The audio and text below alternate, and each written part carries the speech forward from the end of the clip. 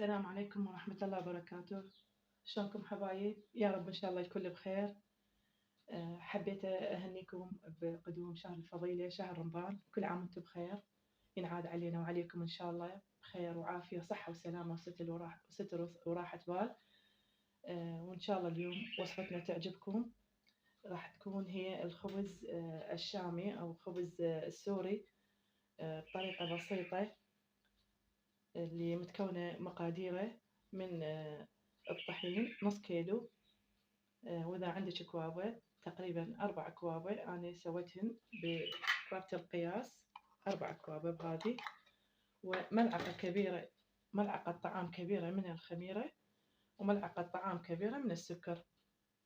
وبالنسبة للمي فأنا محضرة المي هنا حسب ما أنت يعني تكون العجينة نعجن يلا، لأن ما نعرف الطحين حسب اللي عندي أو اللي عندك الطحين راح يكون يحتاج مي كوب ونص أو كوبين، فراح نعجن ونشوف ايش قد راح يحتاج. نبدأ بسم الله الرحمن الرحيم، والصلاة والسلام على سيد المرسلين محمد وعلى آله وصحبه وسلم أجمعين. نضيف الخمرة اللي هي ملعقة أكل كبيرة وملعقة سكر كبيرة، وراح آخذ كوب من المي أبدأ بيه هسه، وأبدأ بعجنها بملعقة من الخشب، خلي يتلابس الطحين، وبعدين أبدأ بعجنها.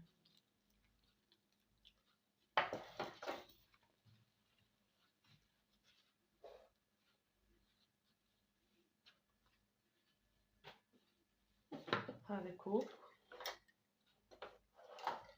وهذا الربع، راح أشوف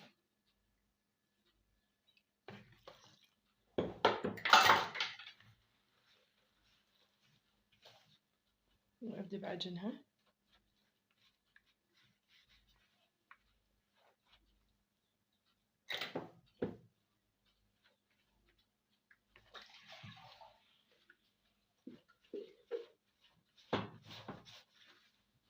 العجينة ما راح تكون كلش قوية نفس عجينة الخبز، لا، أنا خليت هسه، وهذا الربع الثاني.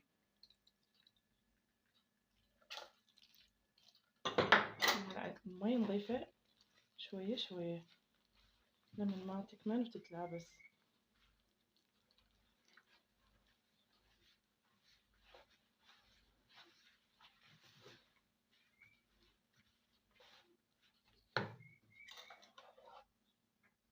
هذا الربع الثالث،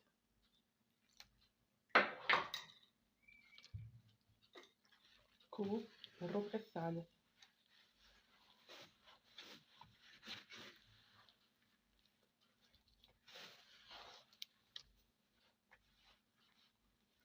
رشة ملح،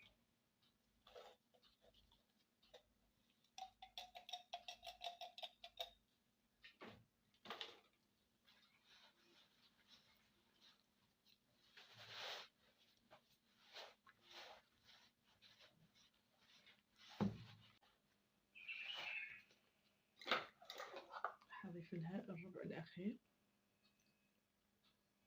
أبدأ بهذا الربع الأخير ما أضيفه كله.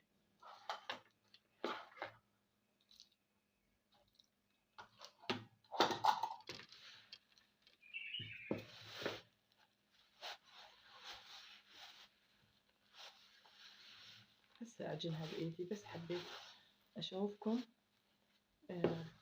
كمية المي المضافة. هسه تلابست، ما بقى عندنا بعد طحين تشوفون، وهذا اللي بقى من الربع الأخير تقريبا ملعقتين أو ملعقة ونص من المي، 3/4، يعني كوب و3/4، وانت بعد عينش ميزانك. هسه راح أبدي أعجنها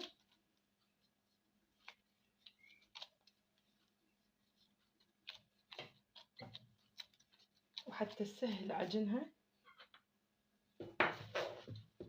أحضر ملعقتين كبيرة من الزيت، زيت الطعام العادي،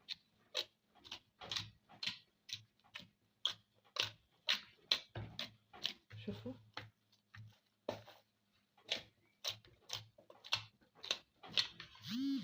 عجنيها لمدة 5 دقائق بإيدك،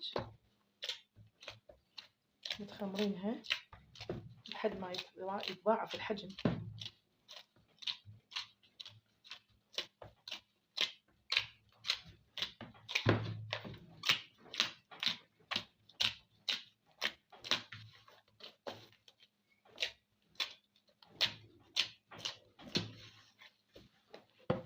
هسه راح أضيف، هاي مشكلة الجفوف بالعجن. هسه راح أضيف ملعقتين من الزيت،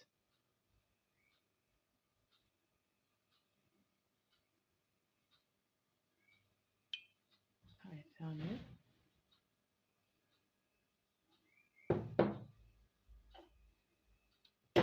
أبدأ أعجنها مرة ثانية وأتركها تختمر ويتضاعف حجمها، وأشوفكم بالخطوة اللي بعدها. حبايبي بس أشوفكم القوام مال العجن مالتها، وبعدين أكورها شلون الشنقة بس تصير كبيرة، وراح أضيف لها قليلة من الزيت.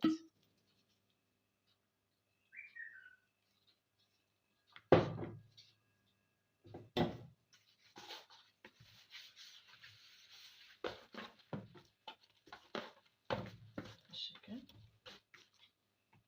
نغطيها، ومن أشوف حجمها يتضاعف نعمل منها الأقراص.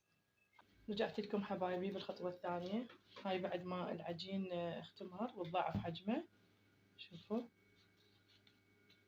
راح ندي مقطعة الأقراص. العجينة شلون حلوة، الحجم حسب ما انتي ترغبين.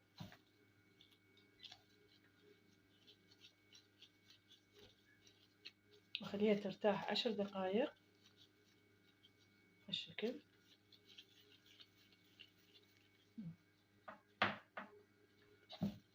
وبعدين أفرشها. أشوفكم بالخطوة اللي بعدها. وهاي حبايبي كملت، سويتهم أقراص ونتركهم 10 دقائق ونبني يعني نبدأ فردها، وتشوفون إن شاء الله بالخطوة اللي بعدها.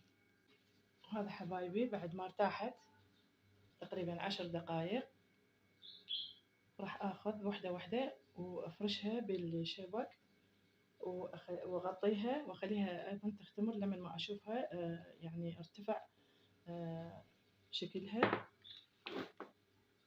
راح أشوفكم. ناخذ أول وحدة،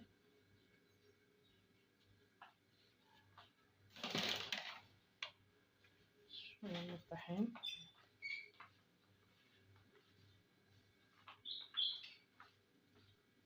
وأبدي أفردها.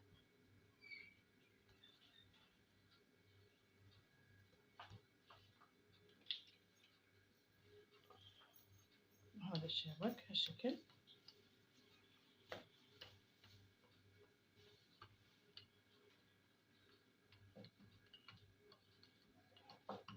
مثل ما قلت لكم الحجم انتو اللي ترغبوا له، ترديها كبيرة ترديها هالشكل أقراصها حسب ذوقك. وأفرش قطعة قماش، أنا خليتها خاصة بس للعجين يعني بالمطبخ، أغطي بيها أو أفرش عليها العجين هالشكل هذا. شوفوا راح أخليها،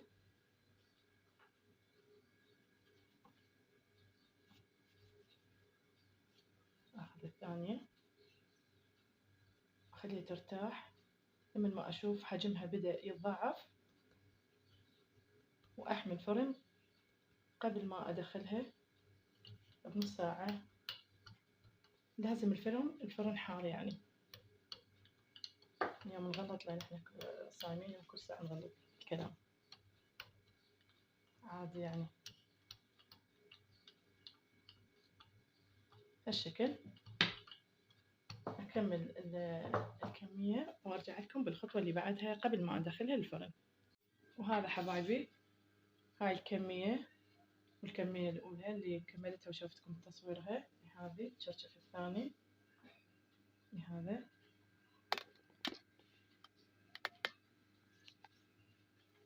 قبل ما أشويها أشوفكم بالخطوة اللي بعدها.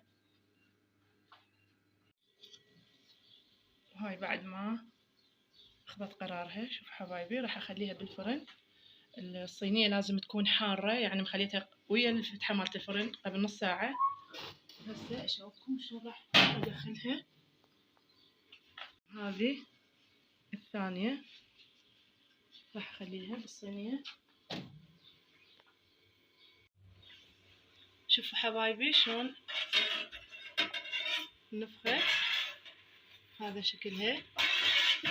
راح أكثر إنه بعد أجيب هنا هذا المكان فارغ ورا ما تستوي وأشوفكم شكلها بالأخير. وهذه الطريقة الثانية، إذا كان فرنش مو حار تحمين الطاوة على الطباخ. وهسه تشوفين راح شلون تبدي يعني نفس اللي سويناها بالفرن يرتفع شكلها. هاي الطريقة الثانية اللي إن شاء الله تعجبكم غير طريقة. وهاي حبايبي شوفوا هذا شكلها من فوق وهاي من الأسفل هالشكل، نفس الطريقة لكن هذه على الطباخ والطريقة الأولى بالفرن. هاي الخطوة الأخيرة وهذا الجمال، شوفوا شلون جمال هذا الخبز، شوفوا شلون جمال. يفيدنا احنا بكل شيء، اللفات بالمدرسة نحشي بجبن وتخليه بالفرن، يعني كلش طعمه طيب. ان شاء الله تعجبكم الوصف حبايبي. انتن تقدرون هذه الكمية او اكثر تسوون وتحتفظون بها بالمجمدة، ويعني عند الحاجة يعني تخلينها 10 دقايق بعد ما طلعتيها من المجمدة وتستعملينها كأنه هسه انتم سويتها. لا تنسوني حبايبي باللايك والاشتراك بالقناة، لا تنسوني، أنا معتمدة على الله أولاً وعلى دعمكم ثانياً. إن شاء الله نلتقي بالوصفة اللي بعدها إن شاء الله على خير وسلامة. مع السلامة.